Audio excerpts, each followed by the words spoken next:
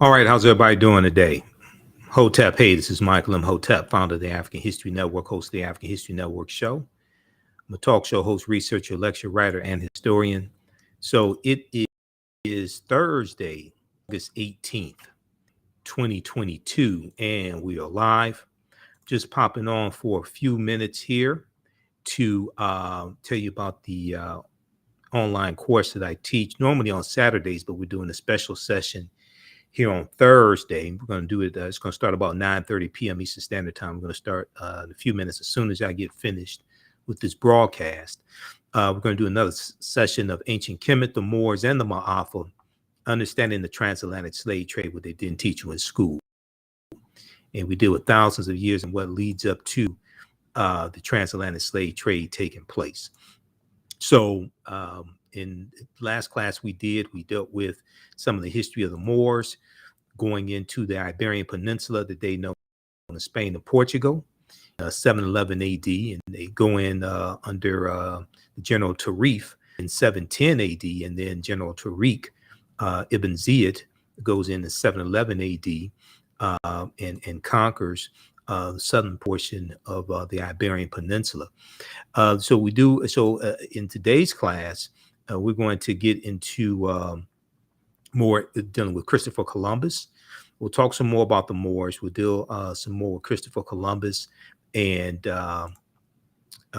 why Columbus set sail on his four voyages August 3rd, 1492, when he set sail on the Nina, the Pinta, and the Santa Maria. We'll continue this history chronologically. We go through and look at thousands of years of history, and we look at this history chronologically, and we see what leads up to the transatlantic slave trade taking place. Okay, so I do a PowerPoint presentation. We have book references, articles, video clips. Last class we talked about General Tariq Ibn Ziyad. We talked about Saint Maurice, and we dealt with the origin of the word Moor, and we dealt with the word Maurice. It also is in reference to a Moorish boy. We talked about Mauritania meaning land of black-skinned people. We dealt with how Saint Maurice became a patron saint to Germany as well, when his troops refused to kill Christians. So we dealt with a lot of this history here, and we also talked about the national flags of Corsica and Sardinia that have the African Moors heads on them also, okay, and why they have those African Moors heads on them. We're going to, when we look at Christopher Columbus, it's important to understand that Columbus never came to the land that we call the United States of America. The closest he came here is Cuba, which is 90 miles away. And we know that Columbus was also using nautical instruments that the Moors are going to, based upon technology, the Moors are going to introduce into Europe as well, okay? So everything we taught the Europeans came back to kick us in the behind. And when you look at where Columbus went on his four voyages, he goes into the Bahamas, or what he calls San Salvador, August 3rd, 1492. We know this is late in the same year that the Moors lose control of their last stronghold in Spain, which is Granada, January 2nd, 1492. And he also goes into Cuba and Hispaniola. We know the western portion, the western third of the island of Hispaniola is where you have the Haiti, okay, the Haiti. And we know the French are going to take control of Haiti in 1697 from the Spanish. And we know you're going to have the Haitian Revolution that starts in 1791. And then in the second class that I teach, from the Civil War to the Civil Rights Movement and Black Power, 1865 to 1968. Normally we teach that class on Sundays. In that class, we deal with the Haitian Revolution and the Louisiana Purchase, because those two events are connected, okay? September 1493, Columbus goes into the West Indies and Boricuan or Puerto Rico. He goes into Jamaica in 1494. We know the British are going to take control of Jamaica from the Spanish, and you're going to have in the 1800s, you're going to have Queen Nanny and the Jamaican Maroons fighting against the British. Third voyage, May 1498, he goes into Trinidad and Venezuelan mainland, South America. Fourth voyage in 1504, his fourth and last voyage, 1504, he goes into Panama and Honduras. Okay, so the closest Columbus comes to this land is Cuba, which is 90 miles away. And the contract that he had with Queen Isabella and King Ferdinand of Spain allowed him to keep 10% of whatever riches he found, along with the noble title of along with the noble title and the governorship of any lands he should encounter. That title was Admiral of the Ocean Seas. Admiral of the Ocean Seas. Now, according to Dr. David Imhotep, who wrote the book "The First Americans Were Africans: Documented Evidence," and who's a friend of mine, I've interviewed him probably, I think, about 13, 14 times, something like that. In his book, "The First Americans Were Africans: Documented Evidence," he talks about how 70% of the people Columbus encountered on his 4 voyages were African people, because African people were already in the Caribbean even before Europeans got there. Africans were already there in some of those island nations. Now, Bartholomew de las Casas, who travels with Columbus on some of his voyages, Right Reverend Bishop Bartholomew de las Casas, who was going to be instrumental in Africans only being, or Africans exclusively being enslaved by the Spanish. He estimated that Columbus was responsible for the murder of 12 million to 25 million indigenous people. 12 million to 25 million indigenous people. Okay, so in our next class, we're going to look at some excerpts of Christopher Columbus and the African Holocaust, Slavery and the Rise of European Capitalism by Dr. John Henry Clark. As well. That's one of the books that we reference in the class. You don't have to buy any of these books to follow along in the class. We show you those excerpts usually of the books. Okay, so we go through and look at thousands of years of history. We do the sessions live. All the sessions are archived and recorded. You can go back and watch them anytime. And this is just a very, very short timeline of history. There's a much more extensive timeline of history that we look at that looks at thousands of years of history. But we look at 1419, Prince Henry, the navigator of Portugal, begins sending expeditions to explore the West African coast. 1441, right around 1441, actually. Some sources say 1444, others say 1441. Portugal starts to buy Africans from West Africa and establishes the first leg of what becomes known as the triangular trade. And the triangular trade is really formulated by Great Britain when Great Britain gets involved in the transatlantic slave trade in 1562 with Sir John Hawkins. And you're going to have Anton Gonçalves, who's Portuguese, who basically, we look at the start of the transatlantic slave trade with him going into Mauritania in 1441. The doctrine of discovery, or Dum Diversas, 1452. The papal bull of 1455. The Pope addresses Spain and Portugal and tells them, "I now order you to reduce the servitude all infidel people." 1482, we see Christopher Columbus involved in the transatlantic slave trade in 1482, 10 years before he set sail on his first of 4 voyages. We see the Moors losing control of Grenada, January 2nd, 1492. Then we also look at 1494, the Treaty of Tordesillas of 1494 as well. So these are all very important historical dates. June 7, 1492, the Treaty of Tordesillas. 1502, Spain, right around 1502, the Spanish started importing African slaves to the Caribbean islands. And they've conquered African Moors and enslaved some of them. Some of those African Moors are being shipped into some of these Caribbean islands that the Spanish are controlling. Remember, the Portuguese are the first ones involved in the transatlantic slave trade. The Spanish are the second ones involved. 1517, Bartholomew de las Casas suggests that Africans be made slaves exclusively. He says that the Native Americans have suffered enough and that they should exclusively enslave the African people. He talks about saving the souls of Native Americans. And then we know that King Charles V is going to sign in 1518 King Charles V signs what's known as the Asiento de Negros, or the Asiento for short, which was a license issued by Spain to slave traders and slave trader nations, to give them a license, to give them the authority to provide the Spanish colonies with African captives, with African slaves.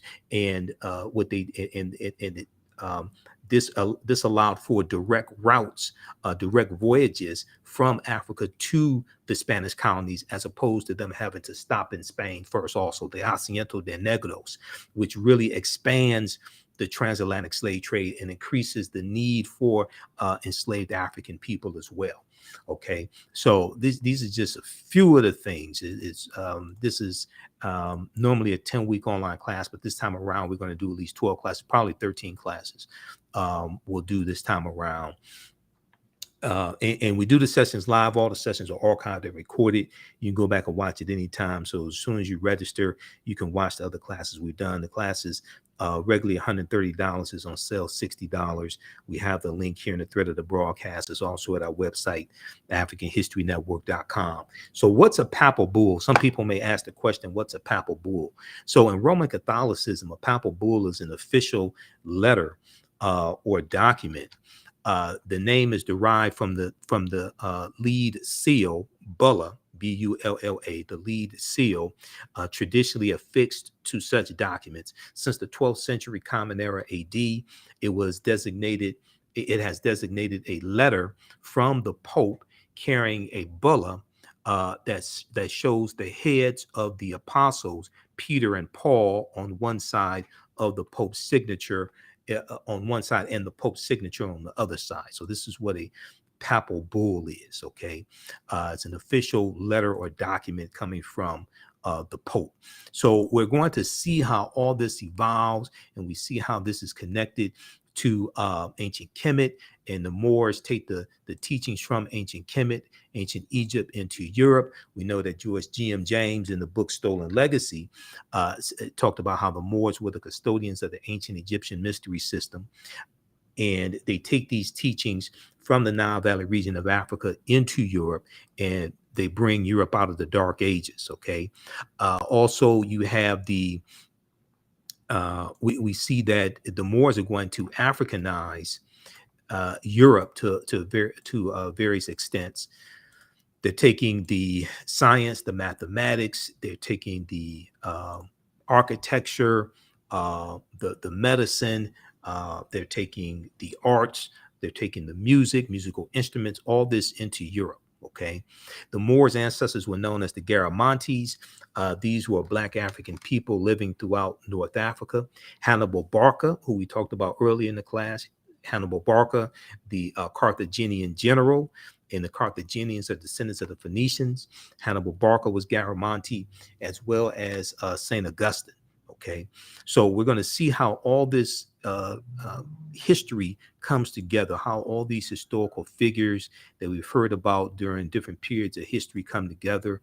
We'll look at different African civilizations, whether it's Axum, whether it's Numidia, which existed from about 202 BC to 46 BC.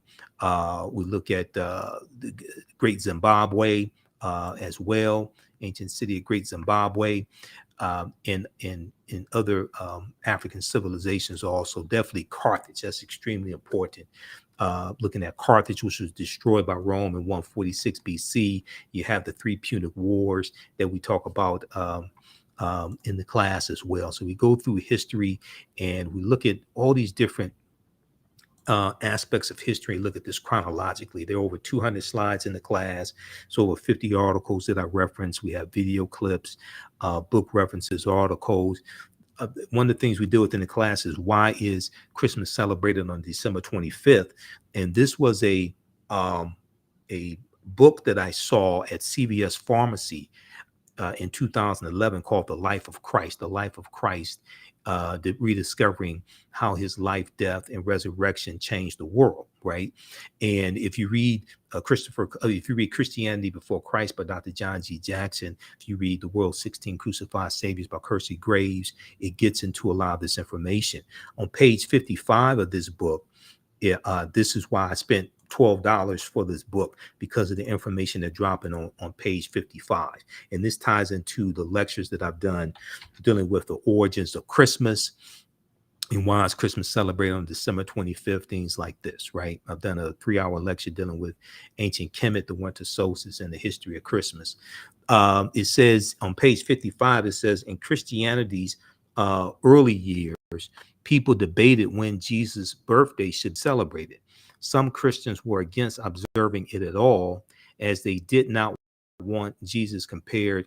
They did not want Jesus compared to Pharaoh. And they don't say which Pharaoh. Pharaoh is a title, not a name. Pharaoh or Nasubiti is a title, not a name. Pharaoh and Herod, whose birthdays were commemorated. But in the 4th century Common Era, Pope Julius I made it official Christ's birth would be celebrated on December 25th. Okay, and that was actually it's about 432, right around 432 or so, Common Era, that Pope Julius I declares that Christmas be celebrated on December 25th. Okay, and then later he's going to state that Jesus' birthday is December 25th. Okay, now what I say may go outside the circumference of some people's awareness. Just because you disagree with it or don't like it does not mean it's not true. It just means you have to do some research to understand what I'm talking about. Okay, so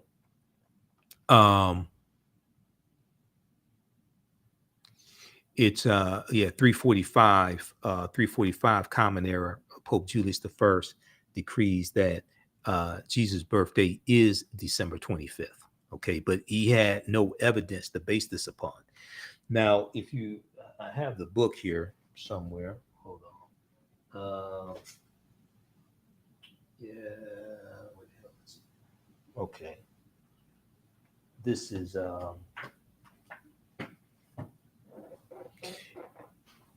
okay, I've got it around here somewhere, the birth of Christ, but let's continue because I have the new one that they put out for Easter. This new one, I got, it was March of this year. Okay, the resurrection of Jesus. Okay, so the December 25th was already considered the birthday of the Son, not the S-O-N, but the S-U-N. Okay, once again, what I say may go outside the circumference of some people's awareness. Just because you never heard it before, disagree with it, or don't like it does not mean it's not true. It just means you have to do some research to understand what I'm talking about. All right. Okay. And if you go to history.com, which is the official website of the History Channel, and just search for Christmas, December 25th, things like this, they have some information there to corroborate what I'm talking about. If you read Christianity Before Christ by Dr. John G. Jackson, which is one of the books we reference in the class, there's a ton of information to corroborate what I'm talking about. Okay. Also, I encourage you to read Dr. Shaka Musa Barashango's book, African People and European Holidays and Mental Genocide, book 1 and book 2. African People and European Holidays and Mental Genocide, book 1 and book 2 by Dr. Shaka Musa Barashango. You'll see all this stuff largely comes from Africa and it's been co-opted by other cultures, and they've reinterpreted, put their ethnicity on it and the names of their ancestors, things like this, and represent it to the world as if they created it themselves. Okay. All right. So very quickly here, and then I have to teach this class. How do you all like this type of information? Give us a thumbs up, give us a heart, give us a like. You can register for this class. It's regularly $130, on sale $60. As soon as you register, there's a ton of archive content that you can start watching as well. Okay. So let me continue here. December 25th was already considered the birthday of the Son, not the S-O-N, but the S-U-N. Using the technology available at the time, ancient astronomers observed that on December 25th, the days started getting longer again. They recognized the date as the winter solstice. The winter solstice, when the sun is born again each year. So this deals with astronomy. What determines when Christmas is celebrated is based upon astronomy. The winter solstice occurs. The winter solstice occurs during December 22nd, 23rd, 24th. And December 20th, December 21st, the sun moves into its lowest position. And on December 23rd, 22nd, 23rd, 24th, the sun appears not to move. So it says the sun stands still, okay, or the sun is dead for 3 days. And on December 25th, the sun moves 1 degree northward, and each subsequent day, starting on December 25th, and each subsequent day, there's more and more sunlight. Okay, so December 25th in ancient times was looked at as the birthday of the Son of God, not the S-O-N, but the S-U-N, or the rebirth of the sun. This is based upon astronomy. Okay, so December 25th was already considered the birthday of the sun, the S-U-N. Using the technology available at the time, ancient astronomers observed that on December 25th, the days started getting longer again. December 25th, the days started getting longer again. They recognized the date as the winter solstice. And solstice basically means sun stands still. That's what winter solstice means in Latin. Sun stands still. When the sun is born again each year. The Romans celebrated the birthday of the deity or the god Sol Invictus, S-O-L. That prefix Sol, S-O-L, means sun. Sol Invictus, which means unconquered sun. The Romans celebrated the birthday of of Sol Invictus on December 25th. The day was also recognized as the birthday of the deity Mithra, okay, the sun deity Mithra amongst the Persians, okay, and as the birthday of the deity Attis, the agricultural god Attis in Asia Minor. By choosing December 25th as the birthday of Yeshua, because the letter J did not exist until 1630 AD. Okay, look at the letter J in the dictionary, especially an etymological dictionary. It takes you back to the Hebrew Yeshua with the Y, because the letter J didn't exist until 1630 AD. The letter J is derived from the letter I. So by choosing December 25th, the church avoided upsetting the masses. No one wanted their festivals canceled. So the church simply combined this new Christian holiday with pagan traditions. Okay, so this is from page 55 of The Life of Christ, put out by the American Bible Society. This is the 2011 edition, put out by the American Bible Society and distributed by Time Life Books, Time Home Entertainment. All right. So they came out with a new edition, not the singing group New Edition. They came out with a new edition, The Resurrection of Jesus. Now, this was in time for Easter, okay, Easter. And Easter celebrated on the first Sunday following the first full moon following the vernal equinox. This is what determines when Easter is celebrated.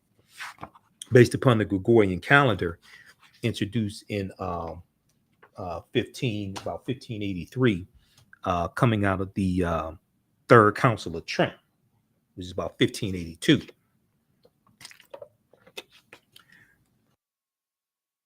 Because it was the Third Council of Trent that determined they were trying to recalculate when to celebrate Easter. So they determined that Easter would be celebrated on the first Sunday following the first full moon following the vernal equinox, and they had to redo the calendar and introduce the Gregorian calendar. The Gregorian calendar is based upon how long it takes the Earth to rotate counterclockwise around the sun. It takes 365 days, 5 hours, 48 minutes, and about 46 seconds. That's your solar year. Okay, that's how long it takes the Earth to rotate around the sun counterclockwise. So they moved from the Julian calendar to the Gregorian calendar. That was a result of the Third Council of Trent of 1582 AD, which was one of those 21 ecumenical councils that changed the way, changed how Christianity was practiced and what people were taught, what they believed when it came to Christianity, going back to the First Council of Nicaea in 325 AD. Now, what's interesting here in this one, the resurrection of Jesus, which came out in this came out in 2022, came out this year, 2022. They have a section here because they've been getting backlash. I know they've been getting backlash because of what they put in the 2011 edition that deals with the life of Christ. Because in the next edition of the life of Christ, that informational page 55, they took out of there. Okay, the information was correct, but a lot of people can't handle the truth. So what they did, so what they have here in this one, page 67, is they have this little inset right here. It says pagan mythology. It says pagan mythology and resurrection, the differences. So they have to address it because I know they've been getting so much backlash, and I've been using these sources that they put out to really expose what's going on. The videos of me going back to like 2011. I did one. I spoke with one of my teachers, Professor Kabahai Kamane. We did a lecture together in was that Washington, D.C., something like 2012. But it says pagan mythology and resurrection, the differences. Okay, so they reference Asar, Aset, and Heru, who the Greeks called Osiris, Isis, and Horus. And we deal with all this in the 12-week online history class as well. And take all this back to ancient Kemet and show you the relationship between ancient Kemet, ancient Egypt, the Nile Valley region of Africa. We show you the relationship between that and the United States and the formation of the United States and the founding fathers, because 50 of the 56 signers of the Declaration of Independence were Freemasons. Okay, so they say it has become commonplace to argue that Jesus's resurrection is simply one more example of a common motif in ancient mythology in which a hero dies and rises again. Advocates of this position point to parallels between Jesus and the Greek gods Attis and Adonis, or the Egyptian gods Horus and Osiris. Okay, well, really, Yeshua, and the story of Yeshua is a combination of the story of Asar, the father, who you see depicted here in the middle, who the Greeks called Osiris, and Horus, Heru, who the Greeks called Horus. Okay, it's really a combination of both, because Heru wasn't the one who was resurrected. Is Asar or Osiris, who's resurrected after he was killed by his brother Set. His brother Set killed him and cut up his body into 14 pieces. 13 of the pieces were recovered by Aset, okay, or Isis, and the 14th piece was the phallus, the penis, which was not recovered. So this is why the Tekken, or the obelisk, is erected, okay, to represent resurrection and to represent that 14th piece of Asar's body that was not found.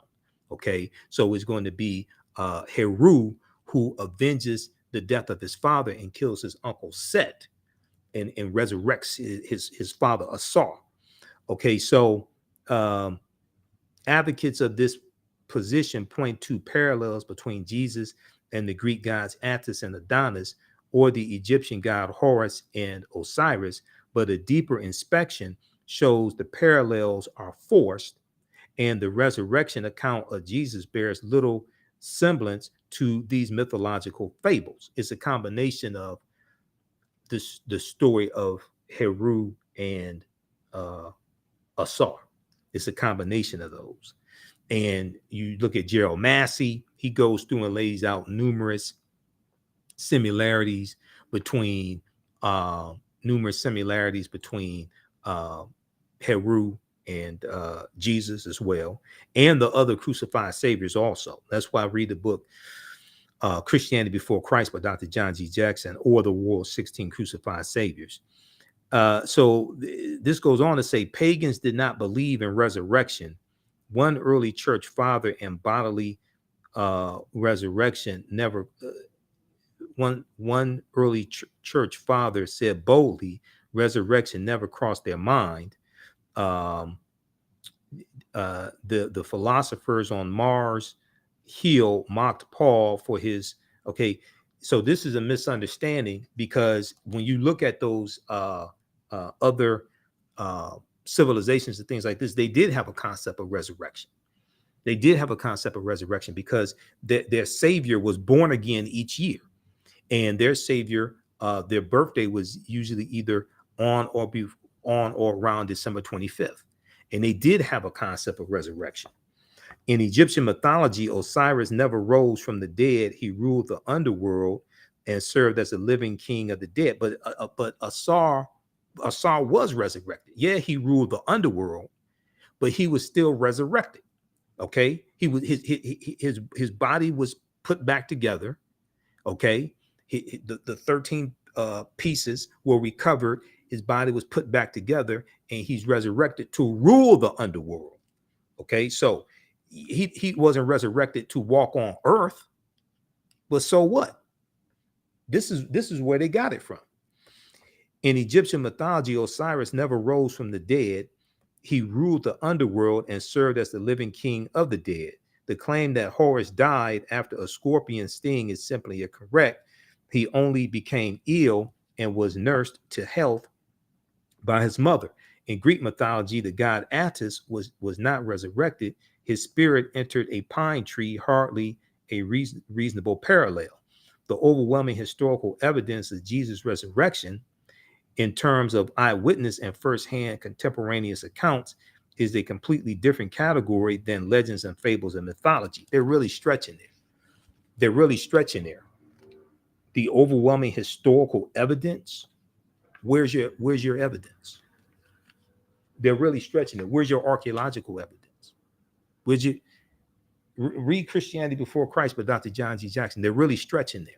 Okay, but there are similarities, and he lays them out here in this book. There are similarities. It's not exactly the same, but this is where they get this from, to create the story of Jesus Christ, born of a virgin birth on December 25th to the Virgin Mary. And then to take it even deeper, if you look at in the story of Asar and Aset, and Tony Browder deals with this in Nile Valley Contributions to Civilization, page 95. Okay, if you look at this, and then I got to get out of here because I'm going to teach. We're going to teach a brief session of this class. How do you all like this type of information? You can go ahead and register for this online history class. It's a 12-week online history course, Ancient Kemet, the Moors, and the Maafa. Understanding the transatlantic slave trade, what they didn't teach you in school. So we deal with thousands of years of history and what leads up to the transatlantic slave trade taking place. We do the sessions live. All the sessions are archived and recorded. So as soon as you register, you can start watching the content. You can join us in this class that I'm about to teach. We do this at our online school. It's not here on social media.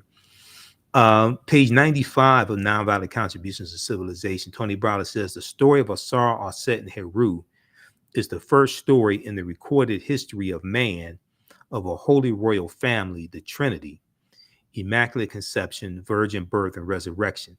Evidence of this Trinity is known to have existed in ancient Nubia as late as 3300 BCE, before the Common Era. As late as 3300 BCE, before the Common Era.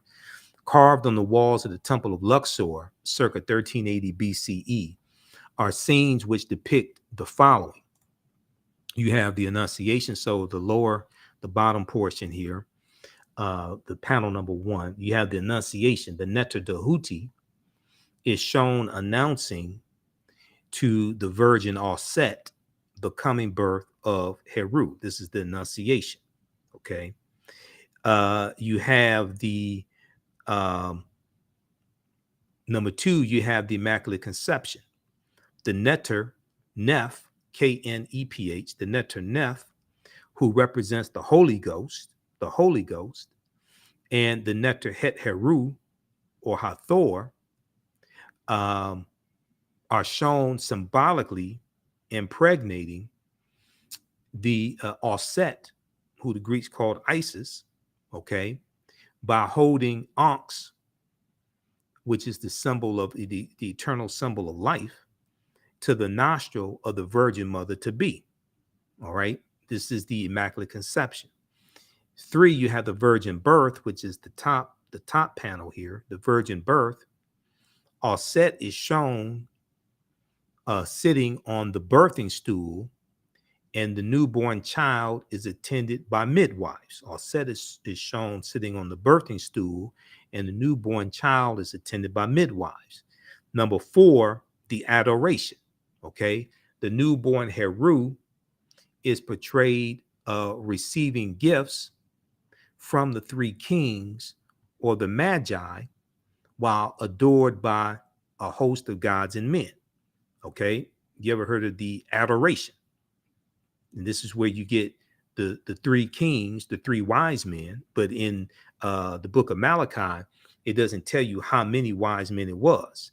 Okay, and the 3 kings, the concept of the 3 kings, that comes from the 3 stars in Orion's belt, Orion the hunter, that constellation of Orion's belt, and the star Sirius, which is the brightest star in the east. The star Sirius is in the constellation of Canis Major, okay, which is the big dog, okay, Canis Major, the big dog, and that's the star Sirius, which is in that constellation. So you have the big dog and the little dog, Canis Major and Canis Minor, okay, in those constellations. I have that slide somewhere. That's in that slide is actually in my presentation dealing with the history of Christmas, the origins of Christmas. But anyway, okay, so very quickly here, if we look at, so they talk about the Houthi, right?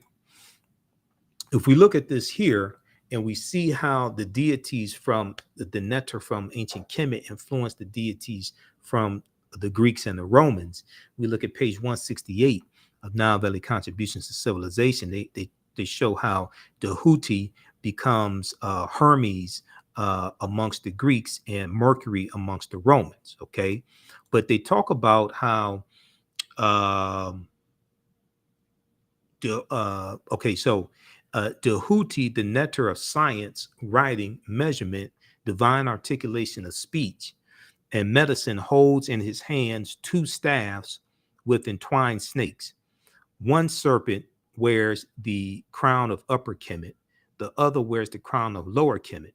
The Houthi is referred to as Thoth by the Greeks. Okay, so you see the Houthi carrying 2 staffs with a snake wrapped around each staff, all right? And we know that the Houthi is going to be the one who delivers the Annunciation to the Virgin Osset. So then we have 2. We have Hermes. Hermes and the books of Hermes are crucial to the teachings of Freemasonry as well. Okay, Hermes was the Greek equivalent of the Houthi. He is shown carrying a staff which has 2 entwined snakes. He is shown carrying a staff which has 2 entwined snakes. It was called the staff of Hermes. It was called the staff of Hermes. Okay. In Greek mythology, he was associated with wisdom, and the Hermetic sciences were named in his honor. Okay. But also, when you look at Freemasonry, the books of Hermes, or also referred to as Hermes Trismegistus, Hermes thrice great, are essential knowledge to those that practice Freemasonry or the Freemasons. Okay. Now, number 3, you have Mercury. Now, we've all seen Mercury in cartoons, cartoons dealing with Roman mythology. We see Mercury amongst the Romans. Okay. Mercury is the Greek version of, it should be Roman version of Hermes and the Houthi, and he is similar in all aspects. The staff of Mercury carries, the staff that Mercury carries is called the caduceus, and it has been adopted as the universal symbol of medicine. Okay, so we see examples of the caduceus here, the Arizona Latin American Medical Association. We see the American Medical Association with a stick with a snake wrapped around it. We see the symbol for dentistry, all that. When you research this, the caduceus, this comes straight out of ancient Kemet, ancient Egypt. But it goes even deeper than this, okay? Because Mercury is also a messenger god, okay? Mercury is a messenger. And in the story of, so if we look here at this, if we look here at this guide, it breaks down, where is it? Mercury, Venus, Mercury. Okay, so we see Dehuti, I have it highlighted, Dehuti, Hermes, Mercury, divine aspects of those three deities, messenger of the gods and god of science, messenger, right? So it's Dehuti who delivers the annunciation to the virgin all set that she is going to give birth to Heru. In the Christian tradition, it's the messenger angel Gabriel who delivers to the Virgin Mary that she's going to give birth to Yeshua. Okay, I say Yeshua because the letter J didn't exist. You can, if you take this back to when the Helios Biblos, or the Sun Book, or what you call the Holy Bible, was written, the letter J didn't exist. The English language didn't exist. So his name was Yeshua. Okay, so Gabriel does with Mary what Dehuti did with Osset. Where'd they get this stuff from? You have to Professor Kabahaya Kamene says to understand the existence of something, you must first understand the pre-existence of existence. To understand Christianity, you have to go back to the Nile Valley region of Africa, and you have to go back to ancient Kemet, ancient Egypt. This is where this comes from. Now, we've been taught to hate Africa. We've been taught to hate ancient Kemet. You deal with the false story of the Exodus. Okay, this may go outside the circumference of some people's awareness. I dealt with this when I did my broke down presentation on dealing with the origins of Easter around Easter time. Okay, and I know many of our people are of the Christian persuasion. Okay, and as I explain to people, I'm not against people who are Christians. Okay, because the word Christ, which means anointed or anointed one, comes from Christos, which is Greek, which comes from the Kemetic karest, K-A-R-S-T, ka meaning spirit, rest meaning to rise. So you have to understand where all this comes from. That takes it back to ancient Kemet. We keep running away from who we are. To understand the existence of something, you must first understand the pre-existence of existence. If we look very briefly here at this article here from history.com, which deals with the Passover, okay? And this is at history.com's official website of the History Channel. Okay, this deals with the Passover, and the Passover deals with the murder of African children also. People don't want to talk about that, but in that area of the world that this is taking place, these were African people. Okay, so if you talk about killing the firstborn child under 2 years old, you ain't talking about killing white children. Okay, you're talking about killing African children. So if you read, this is from the History Channel, history.com. They have a ton of information. This is one of the sources we use. We use National Geographic, history.com. There's a ton of sources that we use in these classes that I teach. And I've been teaching this class since 2017. It has expanded exponentially. They talk about the Gregorian calendar, okay, right here. And we know the Gregorian calendar is a result of 1582, when Pope Gregory the 13th introduced, he introduced the Gregorian calendar, and that is a result of the Third Council of Trent of about 1582, the Third Council of Trent. All right, but if we look at and this goes through and explains why the Gregorian calendar was created, and the concern Pope Gregory, because this concerned Pope Gregory because it meant that Easter, traditionally observed on March 21st, fell further away from the spring equinox or the vernal equinox. Vernal is Latin for spring, uh, with each passing year. Also, when you look at the constellation of Virgo, the zodiac symbols, the zodiac sign, and the constellation of Virgo. Virgo in Latin means virgin. Virgo in Latin means virgin. All this stuff is connected. It goes through various cultures, but it still maintains a lot of its original essence. All this connected. Okay, so read this here. They go through and break this down. They explain leap years like this, and this was a result of the Third Council of Trent. In 1582, when Pope Gregory XIII introduced his Gregorian calendar, Europe had adhered to the calendar, first implemented by Julius Caesar in 46 BC. As I said, they were using the Julian calendar before the Gregorian calendar was introduced. Since the Roman emperor's system miscalculated the length of the solar year by 11 minutes, the calendar had since fallen out of sync with the season. So they were celebrating Easter further and further away from the vernal equinox as time went on, going from 46 BC up until the 1500s. They were celebrating Easter further and further away from the vernal equinox, which is why they had to recalculate, which is why they had to come out with a new new calendar, which was more accurate, and Easter would fall closer to the vernal equinox. So Easter is celebrated on the first Sunday following the first full moon following the vernal equinox. When Easter is celebrated is based upon astronomy. Okay. 6 things you may not know about the Gregorian calendar. This is at history.com. So a lot of this they don't teach you in church. Some churches may, but a lot of churches, they run away from stuff like this. You have to ask them why. We created astronomy. Why are we running away from what we created? Okay, so if you scroll down the article Passover, you scroll down and they talk about Moses and all this stuff you see in the movie 10 Commandments with Yul Brynner and all this stuff. Okay. Now there's a different, okay. Let me give my disclaimer once again. Okay, first of all, we have to understand that world history and religious literature are two entirely different things. World history and religious literature are two entirely different things. World history is in world history books. Okay?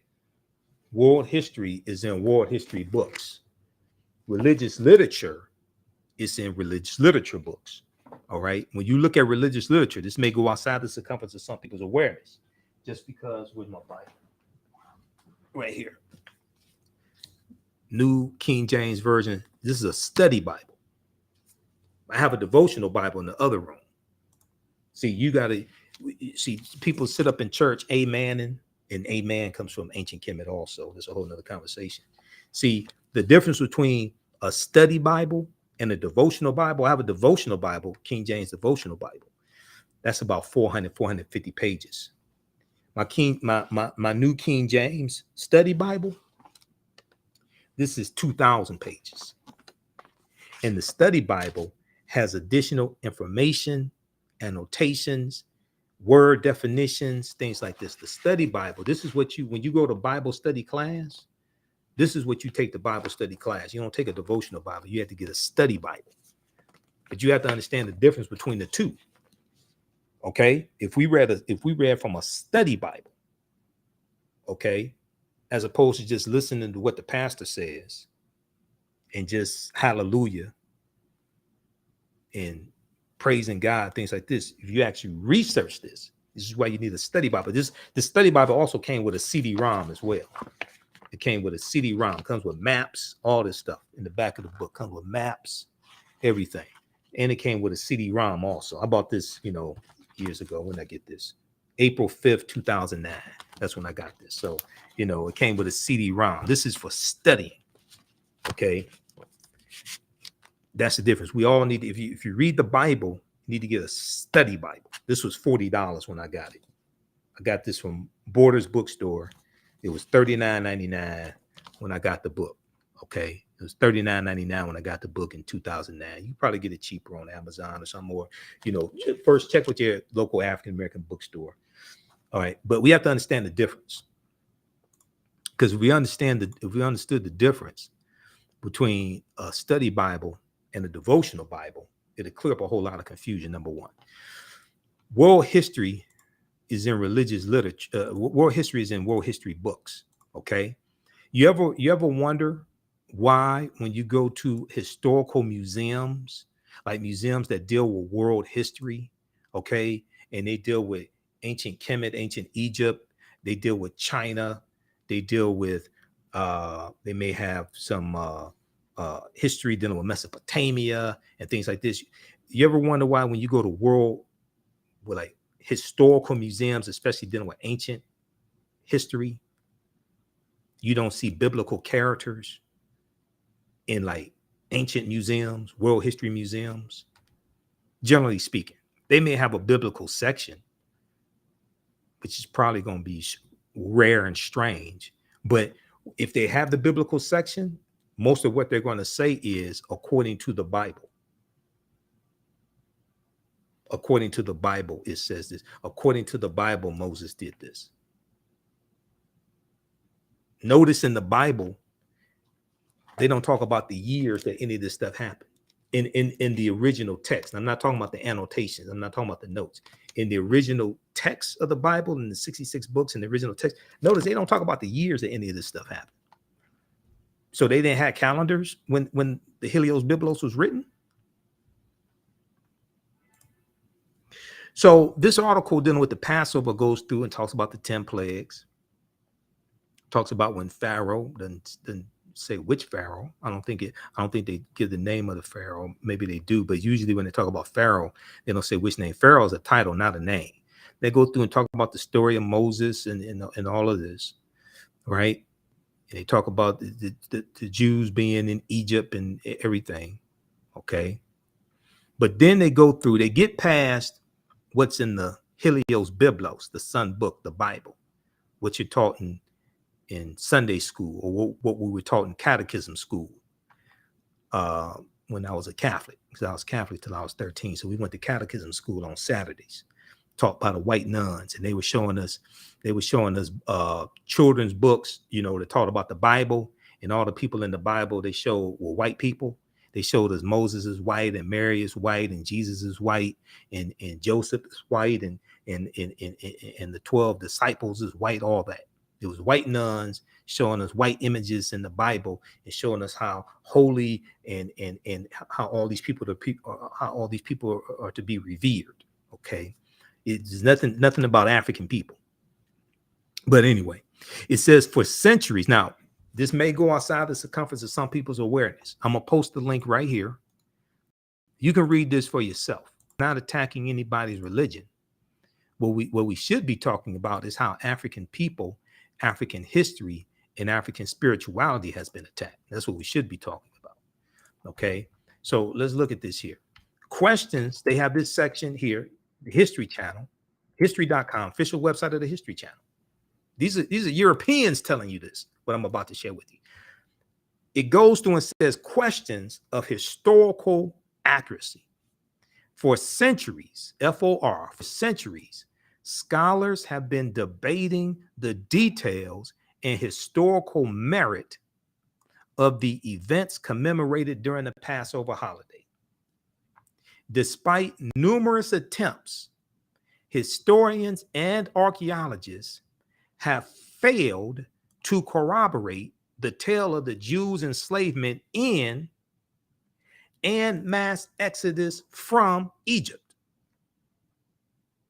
Historians of different races, archaeologists of different races have failed to corroborate the tale, T-A-L-E, of the Jews' enslavement in and mass exodus from Egypt. Because there's supposed to be about 2 million of them in total leaving Egypt, and it said that they wandered in the desert for 40 years. Okay, number one, if you have a mass exodus like this from a country, is going to leave an ecological footprint. You don't have millions of people that just disappear and there's no evidence of them. There's still going to be archaeological evidence there to this day. You're going to have a massive fluctuations in irrigation, agriculture, things like this. It's going to throw off the ecology. You got 2 million people. Then it said that they wandered in the desert for 40 years. What did 2 million people eat in the desert for 40 years? What did 2 million people eat in the desert for 40 years? Where did 2 million people get water from in the desert for 40 years? Then, okay, let's continue here. Although the ancient Egyptians kept thorough records, no mention is made of an Israelite community within their midst or any calamities resembling the 10 biblical plagues. There is also no evidence of large encampments in the Sinai Peninsula, the fabled site of the Jews wandering, or any sudden fluctuation in Israel's archaeological record that would indicate the departure and return of a large population. It indicate that you leave archaeological footprints. You leave ecological footprints. You don't have hundreds of thousands of people or millions of people leaving a society, a mass exodus, and then they arrive in another society, and there's no evidence of that. That doesn't happen. What happens in literature, but it doesn't happen for real. A handful of scholars, including century Jewish historian Josephus, have suggested a link between the Israelites and the Hyksos, the shepherd kings, a mysterious Semitic people, possibly from Canaan, who controlled Lower Egypt for more than 100 years before their expulsion during the 16th century BC. Most modern academics, however, have dismissed this theory due to chronological context and a lack of similarity between the two cultures. Okay, read the rest of this here. Now, this is the History Channel telling you this. I would encourage you to take this to your pastor or take this to Bible study class and ask them some questions, not to challenge people, but should we study the Bible in Bible study class? Shouldn't we study the Bible? But but if you're going to say that this actually happened, then you're trying to say that it's world history. Well, where's your evidence? Because when you deal with world history, there's archaeological evidence. You don't have 2 million people who exit a country, a nation, and then go into another country, a nation, and it doesn't leave behind archaeological evidence. That doesn't happen. All right. So, and then, now this one right here, this will really knock people out. So, we talked about Asar, Set, and Heru, Greece called Osiris, Isis, and Horus. How many people know that in 1949, when Dr. King was at Crozier Theological Seminary, he wrote a paper dealing with the influence on Christianity coming from the mystery systems and the mystery religions. But how many people knew about this? There's a we talk about this in the class, and since we're on this topic, I'm just going to bring this up.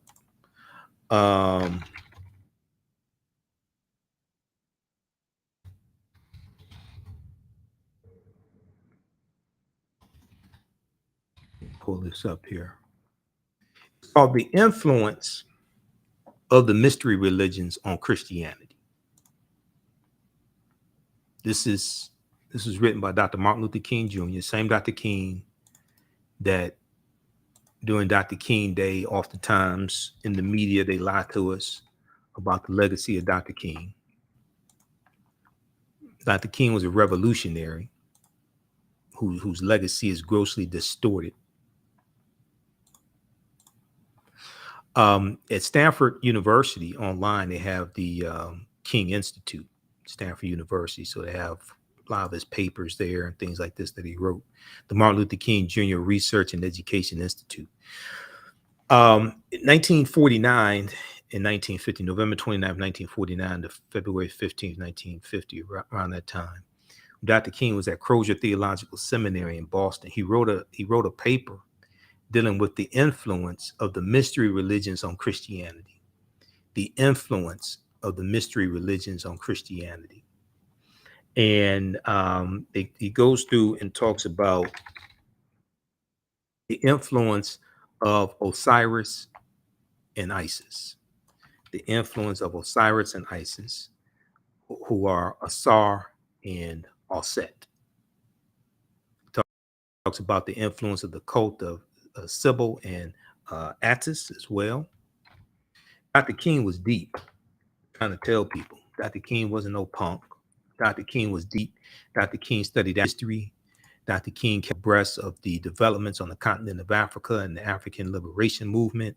In 1957, when Ghana won its independence, Dr. King went to Ghana for a celebration, and he went to Ghana and met Kwame Nkrumah.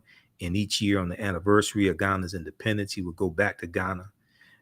Dr. King had a deep respect for Africa and African history and the African liberation movement. So very briefly here, it says that the Egyptian mysteries of Isis and Osiris exerted considerable influence upon early Christianity. This is Dr. King writing. These two great Egyptian deities whose worship passed into Europe were revered not only in Rome, but in many other centers where Christian communities were growing up. Osiris and Isis, so the legend runs, were at one and the same time brother and sister, husband and wife. He's correct. But Osiris was murdered, his coffin body being thrown into the Nile, and shortly afterwards, the widowed and exiled Isis gave birth to a son, Horus, or Heru. The Greeks called him Horus. Meanwhile, the coffin was washed up on the Syrian coast and became miraculously lodged in the trunk of a tree. This tree afterwards chanced to be cut down and made into a pillar in the place at Byblos. Okay. Now, Byblos is the Phoenician capital where the early Christians go to get the papyrus to write the Bible or the Helios Byblos, okay, or Bublos, all right. Ancient city, Lebanon. We'll look at this briefly here. Then I got to jump off teacher's class. Okay, who still needs to register for this 12-week online history class? Teach ancient Kemet, the Moors, and the Maafa, understanding the transatlantic slave trade, what they didn't teach you in school. We deal with thousands of years of history. This is just a brief overview of the type of information we deal with in the class, because I'm gonna get wrapped up in this session here and forget to teach the class. This is what I do. Okay, so if we look at this here, this tree afterwards chanced to be cut down and made into a pillar in the palace at Bublos, and there Isis at length found it. Now, after recovering Osiris or Asar's dismembered body, Isis restored him to life and installed him as king in the netherworld, the underworld. Meanwhile, Horus, because he takes the position as ruler of the underworld after Horus, Heru, avenges the death of his father Asar by killing his brother Set. Okay, now meanwhile, Heru, having grown to manhood, reigned on earth, later becoming the third person of this great Egyptian trinity. Now, this is Dr. Martin Luther King Jr. writing this. He wrote this in 1949. And the records of both Herodotus and Plutarch, we find that there was a festival held each year in Egypt, Kemet, celebrating the resurrection of Osiris. While Herodotus fails to give a date for this festival, Plutarch says that it lasted 4 days, giving the date as the 17th day of the Egyptian month Hathor, which was Het Heru, the deity Het Heru. The Greeks called it Hathor, which according to the Alexandrian calendar used by him corresponded to November 13th. Other Egyptian records speak of another feast in honor of all the dead when such lamps were lit, which was held about November 8th. It is interesting to note that the Christian feast of All Souls in honor of the dead. Okay, so this deals with All Souls Day and All Hallows Eve. That deals with the origins of Halloween. Okay, it is interesting to note that the Christian feast of All Souls in honor of the dead likewise falls at the beginning of November. Okay, so you have October 31st and November 1st, where the boundaries between the living and the dead become blurred. Okay, according to the Europeans, like the Celtics and things like this. They believe that between October 31st and November 1st, the boundaries between the living world and the spiritual world became blurred. Okay. It is interesting to note that the Christian feast of All Souls in honor of the dead likewise falls at the beginning of November. And in many countries, lamps and candles are burned all night on that occasion. There seems little doubt that this custom was identical with the Egyptian festival. The festival of All Saints, which is held one day before that of All Souls, All Saints Day, All Souls Day. The festival of All Saints, which is held one day before that of All Souls, is also probably identical with it in origin.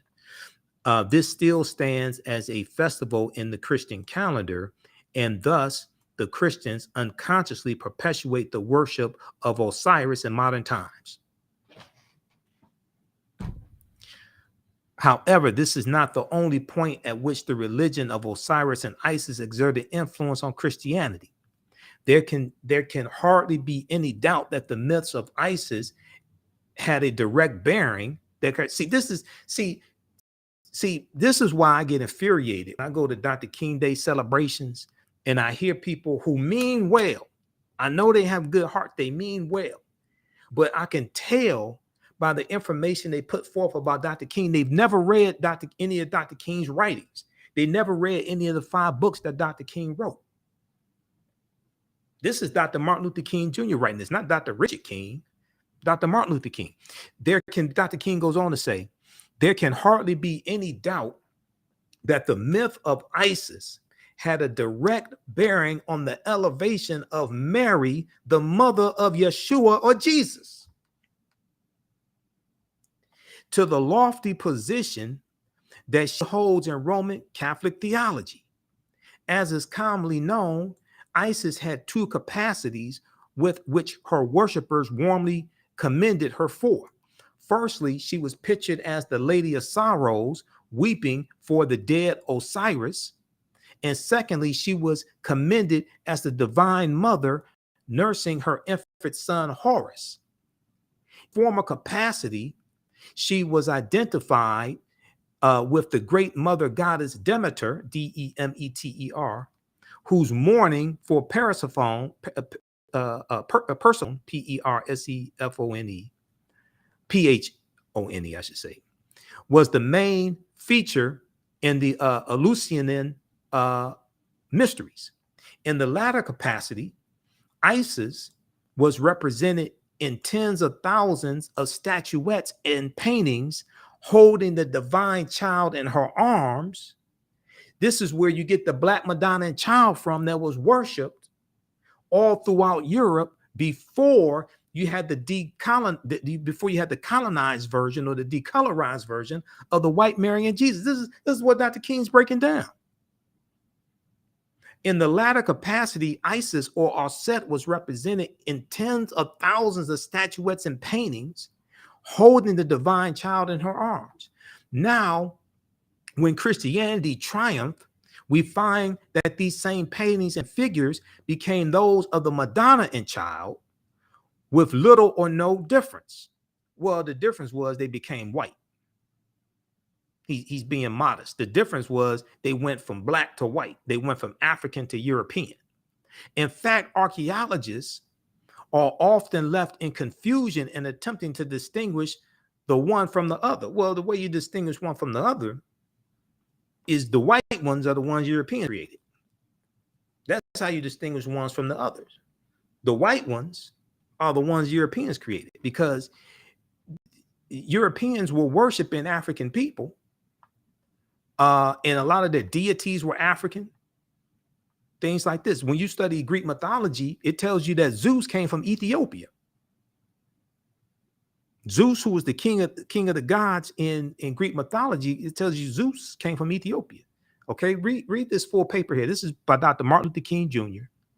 The I Have a Dream, Dr. King. This is who wrote this. Okay, this is at Stanford University's the Martin Luther King Jr. Research and Education Institute. They have one of his papers there that you can read, because I listen what people say about Dr. King. I tell they have not studied Dr. King. They're just going by just simple Simon nonsense they see in the media. I don't know where they're getting this nonsense from. The influence of the mystery religions on Christianity. Dr. King wrote this in 1949. The influence of the mystery religions on Christianity. Okay, so we take it to this right here. All right, Asar, Aset, and Heru. But we deal with the Black Madonna and Child, which comes from Asar, Aset, and Heru. Okay, in the Black Madonna, there's statues of the Black Madonna and Child all throughout Europe that is still there today. As you have a rise in European powers as they're coming out of the Dark Ages, as you come out of the Dark Ages in the 1300s, going into the late 1300s, because you had the Black Death, the bubonic plague, 1347 to 1400. So as they're coming out of the Dark Ages, the early 1400s, and they start to conquer people's lands, and they start to explore and colonize, you're going to have a rise in European powers. You start having a rise in the dominance of the European phenotype as becoming the desired phenotype, as being projected in imagery, in statues, in paintings. Okay, and you have the decolorized version. So it goes from being the Black Madonna and Child to just the Madonna and Child, and you have the decolorized version of it. All right, but when we look at let's see, do I have it here? Okay, so if we look at page 90 or 91, what is it, 90 or 91 of Runoko Rashidi's book, Black Star, the African Presence in Early Europe. And this is a book we use in the class, 90 and 91. He has pictures of statues of the Black Madonna and Child that he took in Switzerland, Poland, statues and paintings that he took in Switzerland, Poland, Spain, and Luxembourg City, Luxembourg. Okay, they were worshiping African people. They were worshiping African people. They had, I dare say it, that many Europeans had more respect for the African woman than many African Americans have today for the African American woman. They were showing African people as their savior before you have the rise of white supremacy. Okay, before, but when the Moors go in 711 AD, this is what they have, these statues. The Moors didn't bring statues of the Black Madonna Child; they were already there, which comes from Asar, Aset, and Heru, who the Greeks called Osiris, Isis, and Horus. Dr. King lays out in his paper the influence on Christianity from the mystery religions. So here, page 89, Runoko shows painting in Moscow, the Kremlin in Moscow, Black Madonna and Child. This statue here in Montserrat, Spain, You got this. Then the Black Virgin of Paris, Paris, France. Okay. Our Lady of the Pillar, Gothic Cathedral in France, Chartres, France. This is all throughout Europe. Then when you deal with Para-Isidus, the Grove of Isis, and I'm going to see if I can find this quickly here.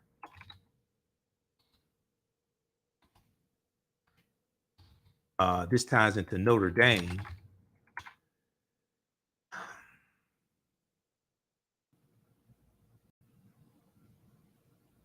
So Notre Dame means Our Lady. I'm going to see if I can find this quickly here.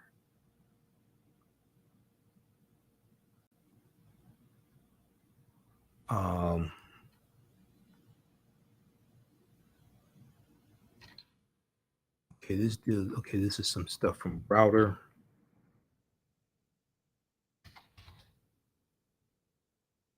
Okay, the African influence. Okay, so this is from brownwatch.com. It deals with let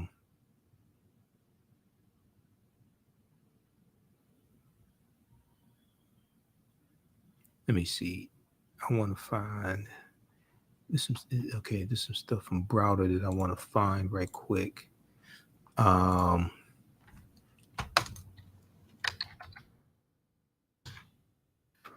Here. Just one second. Some of this information came out when Notre Dame Cathedral caught on fire.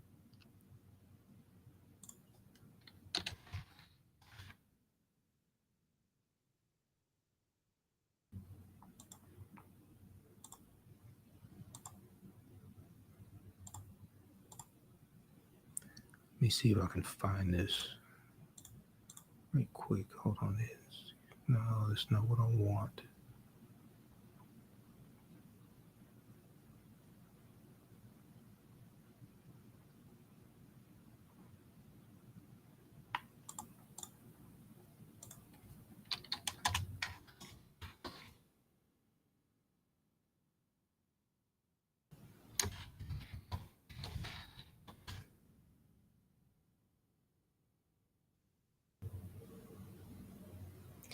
So basically,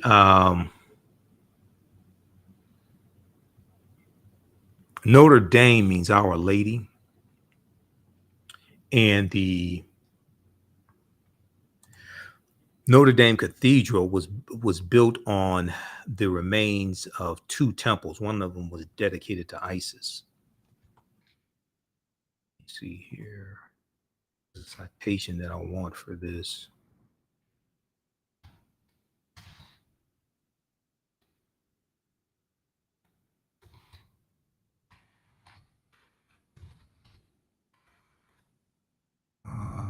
I can't find it. Let me see. I have that bookmarked in Firefox.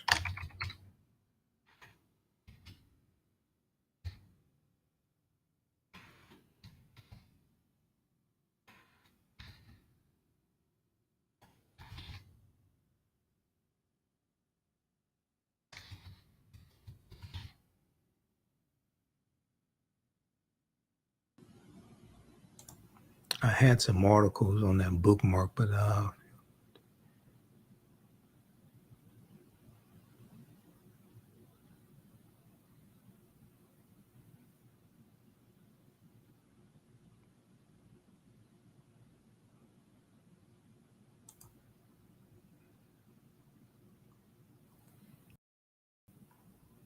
have to go deep and find that information.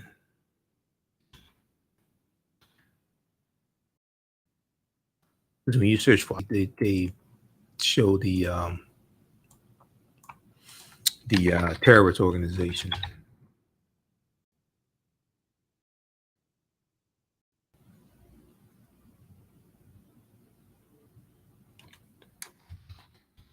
Okay, Notre Dame Cathedral.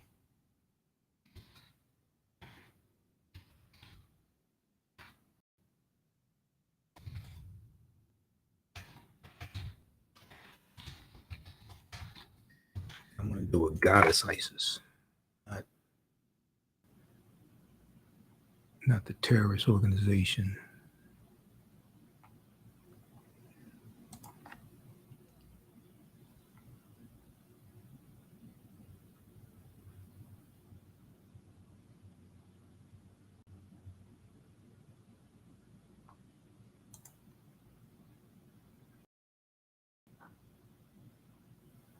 We look at this article here from CNN.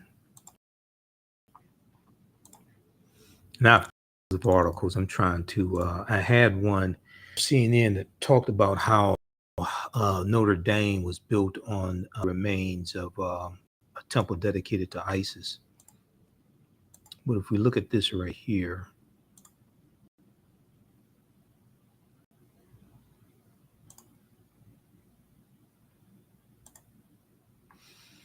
okay, this is from CNN.com. Ancient sarcophagus found under Notre Dame Cathedral in Paris, March 16th, 2022. So it came out this year. Ancient sarcophagus. Okay, those are the painted coffins. Ancient sarcophagus. All right, they're trying to sell something. Ancient sarcophagus found under Notre Dame Cathedral in Paris. Okay, so this was written by Reuters. It's one of the main news wires, Reuters, and it was picked up by CNN. Archaeologists have found an ancient lead sarcophagus under Notre Dame Cathedral, along with fragments of a rude screen, offering a new insight into the history of the building, which is currently under reconstruction after a devastating fire in 2019. Notre Dame, which dates back to the 12th century AD, commissioned the excavation works inside the cathedral as a precautionary measure before the installation of a scaffolding needed to restore a 100-meter high wooden roof ridge. Okay. Now, the floor of the transcript crossing has revealed remains of remarkable scientific quality. The excavation site lies under a stony layer that dates from the 18th century, but some locals go back as far as the 14th century and some even the early 13th century, the culture ministry said.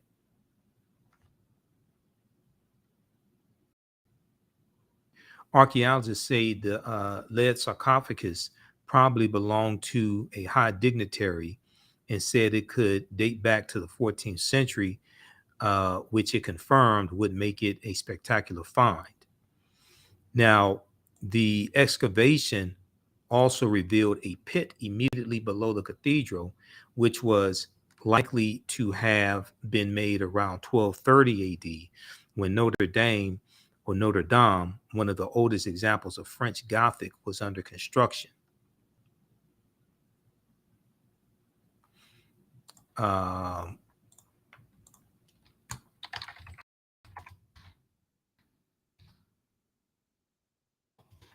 let me see, check something here. Okay, I gotta find my sources on the have articles on that. I just gotta have to find where they are.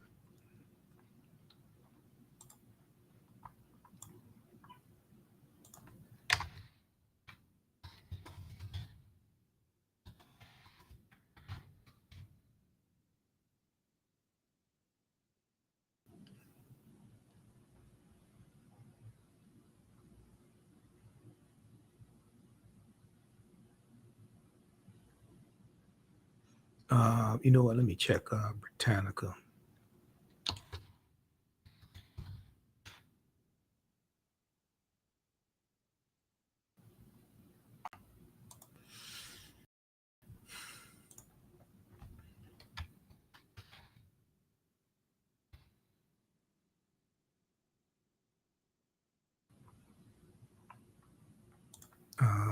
Try to close out some of these ads here.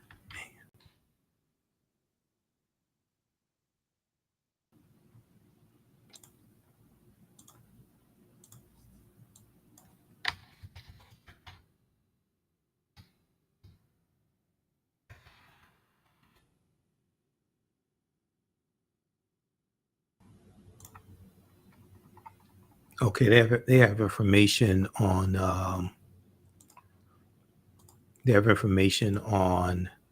Notre Dame, Encyclopedia Britannica's website also.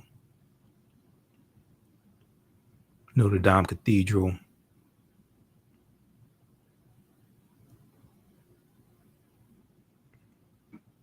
The cathedral was initiated by Maurice de Sully, Bishop of Paris, who about 1160 AD conceived the idea of converting into a single building, larger scale, the ruins of two earlier basilicas.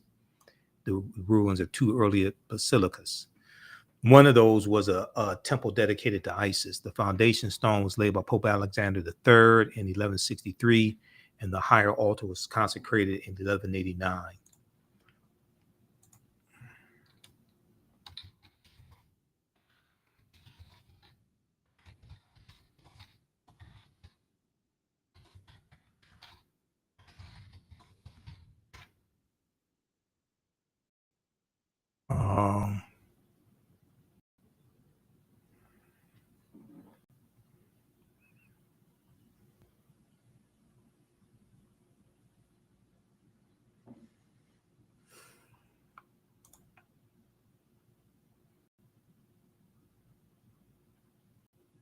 Let's see here.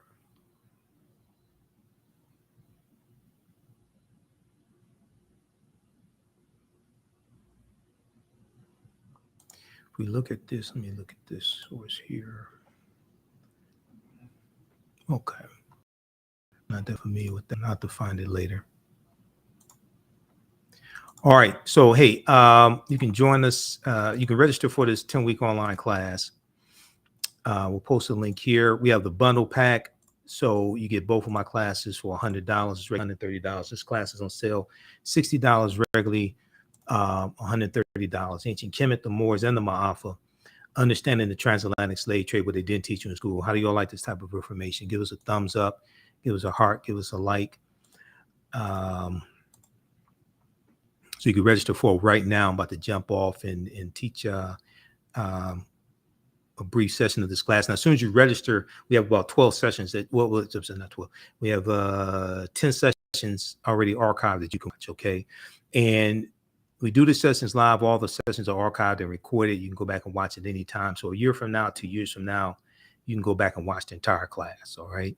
Then on normally on Sundays, the class I teach is from the Civil War to the Civil Rights Movement and Black Power, 1865 to 1968. And we deal with history from 1803 with the Louisiana Purchase and the Haitian Revolution through to the Civil War, Reconstruction, World War I, World War II, Civil Rights Movement, the Black Power Movement. We have both classes on sale for $100. So you click right here and register for both classes. Register here for both classes. And it takes you here, summer bundle pack. It's on sale $100. It's over $300 value that you get. All right. And those in the Dayton, Ohio area, I'll be at the Dayton African American Festival, African American Cultural Festival, Saturday, August 20th through Sunday, August 21st. Okay.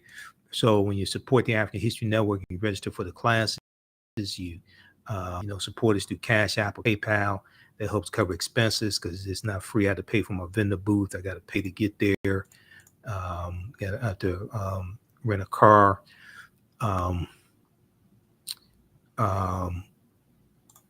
You should have expenses to get there. So I'll be a vendor there. Okay. So you all can come check me out at my vendor booth also. All right. And I'll be doing presentations at my vendor booth. We'll have my DVD lectures there. Let me see. I'm trying to find the website. Where is it here?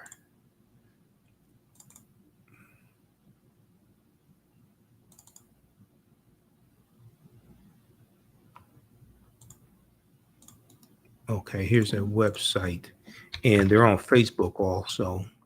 They get about on average 13,000 people coming out over those 2 days to the festival. It's a free festival. All right. It's not free to be a vendor, but it's a free festival. And they're going to have everything. Michelle is performing this year also. So the website is daacf.com, daacf.com. It's an African American Cultural Festival.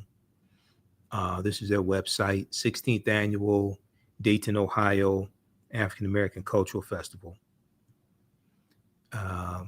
So they're going to have community awards. They have a fashion show, storytelling. They have African dance, live music. They have R&B, hip hop, all different types of things like that. Kids activities, stilt walkers, vendors, and more. The Dayton, let's see, 16th Annual Dayton African American Cultural Festival, live music, African drumming, gospel, jazz, R&B, blues, hip hop, dancers, live performances, and more. The Dayton African American Cultural Festival, Inc. provides a space for people to gather to celebrate the richness of the African American cultural and uplift the communal family through activities that promote culture, art, education, and health awareness. So Saturday, August 20th, 2022, it's 12 noon to 8 p.m. It's at Island Metro Park, 101 East Helena Street in Dayton, Ohio.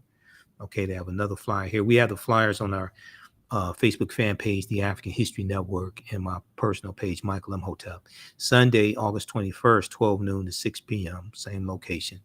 The annual Dayton African American Cultural Festival is a 2-day citywide family event to bring the richness of African American experience in the Dayton and surrounding communities. The Dayton African American Cultural Festival hosts many different cultural experiences: African Village, drumming, storytelling, arts pavilion of paintings, visual displays, authors and literature, education, job center, Dayton High School alumni directories, music that have live R&B, gospel, hip hop, jazz, blues performances. All right. Then they have visit the authentic African village. Okay, they have all this there. All right. So check this out. This is from previous year or years. This festival. So we'll have information on the homepage of our website, AfricanHistoryNetwork.com. When I get there and find out where my booth is, get my booth set up because I have a tent. I had to set up my booth, all that stuff. When I get there and set it up, we'll post on our website, TheAfricanHistoryNetwork.com. I'll post where I'm located. So those in the surrounding area, those in Michigan, those in Wisconsin, those in Pennsylvania, Ohio, Indiana, Illinois, you can all come to this 2-day festival. It's free. Bring the family and come check me out my vendor booth as well. All right. If you want to support the African History Network and what we do, and also this will help cover expenses of running the African History Network, and when I have to travel, like going to Dayton, Ohio, because I have to rent a car as well to do all this. There's a number of expenses. I've already paid for my vendor booth, but I just got to cover other expenses. You can support us, one, through registering for the online classes, 2, through Cash App or PayPal, paypal.me/the AHN show, paypal.me/the AHN show.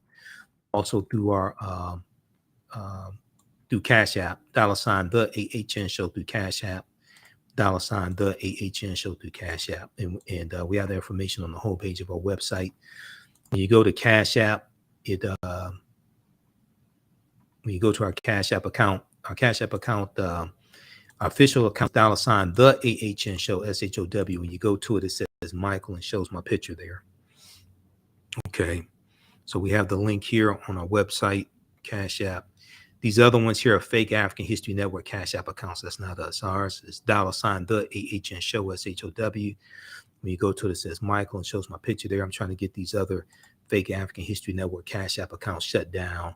And then if you click on the link, it takes you here. It says Michael, this is ours. You can scan the barcode. Okay, that's our official Cash App account. So that helps us keep doing the research. It helps when we have to travel. You can scan this right now with your phone, and you can support us through Cash App, okay? Because this helps us keep doing the research, finance the radio show, um, finance the research. Even when I teach the online classes, I have to pay. There are two digital platforms that I teach the online classes for, so I have to pay for those each month, pay for the subscriptions to the news outlets that I use as well. Okay, so we definitely appreciate the support. All right. Okay, look, we have to get out of here. Remember, at the African History Network, we focus on educating, empowering, and inspiring people of African descent throughout the diaspora and around the world. Because right now it's corrects wrong behaviors, not over till we win Wakanda forever.